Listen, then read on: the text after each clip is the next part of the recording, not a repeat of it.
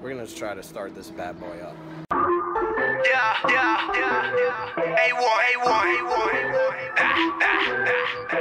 Boy, we got next, boy, you know we got next. Boy, we got next, boy, you know we got next. Boy, we got next, boy, you know we got next. Boy, we got next, boy, you know we got next.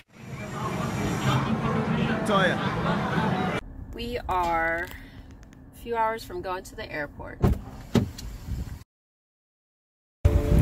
Brandon has one speed, and that's neutral. Unless he's running a half marathon, then it's super fast. But if we're on a time restriction and we have someplace to be, dude goes in neutral.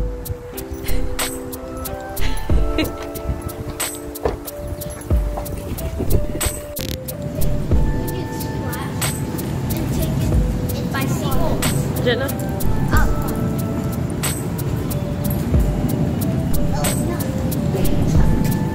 Teenager? Yeah. Oh, you're the teenager. The child, the youngest, is leading us. Don't you?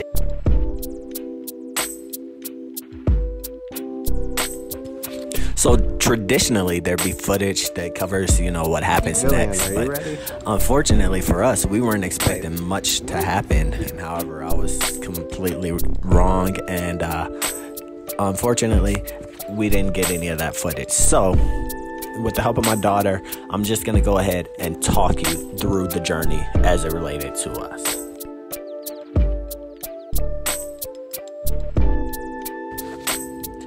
So we were scheduled to leave Columbia Metropolitan Airport around 4:10 on the 5th of May en route to Charlotte Douglas International Airport, which is in North Carolina. Now, for a quick reference, had we driven to Charlotte from our home in Blythewood, it would have taken about 70 minutes.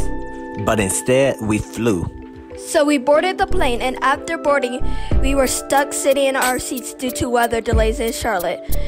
In total, we waited nearly 40 minutes sitting at the gate, waiting for clearance to depart. Finally, we were on our way to Charlotte around 5 p.m. The flight to Charlotte from Columbia is about a 30 to 40 minute flight, and somewhere around 30 minutes in, the captain comes on the intercom. Charlotte is experiencing some weather, and we are going to have to divert the flight to Wilmington. Alright, so we land around 6:20 in Wilmington, and again, we're prisoners on the flight because they're not letting anybody deboard the plane. So what do? We wait. Bear in mind, we have a flight from Charlotte to Barcelona, which is leaving at 8:20, and it's not like international flights from Charlotte are a dime a dozen. So that's when some genius on the plane decides they're gonna help move things along. What do? You see, they go through this whole speech about not smoking on the plane, not tampering with smoke detectors, and even mentioning how it's prohibited by law. It goes something like this. We remind you this is a non-smoking flight. Smoking is prohibited on the entire aircraft, including the lavatories. Tampering with, disabling, or destroying the lavatory smoke detectors is prohibited by law. Well, it seems my man has given up his last because he decides to light it up like it's Friday night tats and tokers at a hookah party in the lavatory until the smoke detector does what smoke detectors do. Go off. Well, he runs out of the lavatory and jets back to his seat. Simultaneously, flight attendants begin looking for intel, searching up and down the plane for the guy. Eventually, they find him and they escort him off the plane where he's greeted by them boys in blue.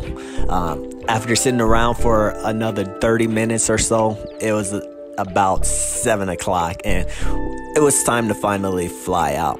So the flight takes off and we land in Charlotte at around 8. By this time, everybody on the plane is pissy, but we still had a chance at catching our flight, so we bum rushed towards the front.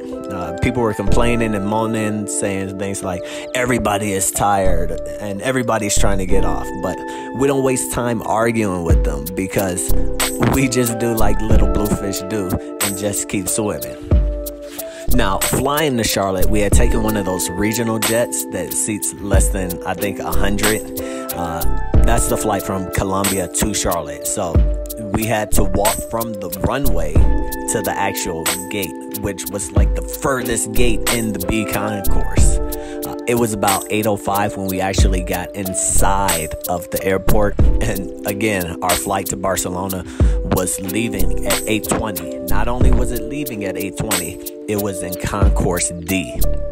So I pick up Julian, who is our 6-year-old, and told the rest, hey, let's go. And we're off. We start running. It looks like a scene out of a movie that you may have seen, the Christmas themed movie. But before we even exit the B concourse, Toya's bag becomes unzipped and she spills all of her bag on the ground. The kids, who are obviously behind me, because I'm in the zone, I'm getting there, I don't care. They're like, Mom needs to stop. Mom, Dad, please stop. Mom, we gotta wait for Mom. And I'm like, Mom knows where to go. Let's go. You know, real chivalrous like. Well, me and the kids, we make it to the gate at about 8:13, and they had just closed the doors, and the boarding process had stopped at 8:10. So the only thing that could really come to my mind at this time was fuck.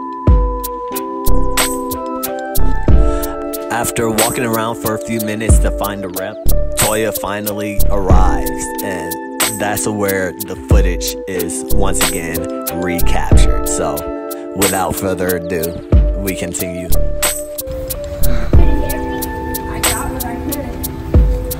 Our flight landed at 8 o'clock. We got off of the plane at around 8:05. Boarding closed at 8:10. We made it to the gate at 8:13. They opened it up for us. We just arrived in Spain. I must say, on a scale of 1 being ticked off entirely and 10 being ecstatic, I'm sitting at a 3. I'm tired. I'm sore. I'm in a foreign country, which is outside my comfort zone. How do you feel, JoJo? I slept for like 6.5 hours. JoJo's rested. I slept for like an hour. A painful, broken hour. I fell asleep before they gave out the Didn't fall asleep before they even passed out food.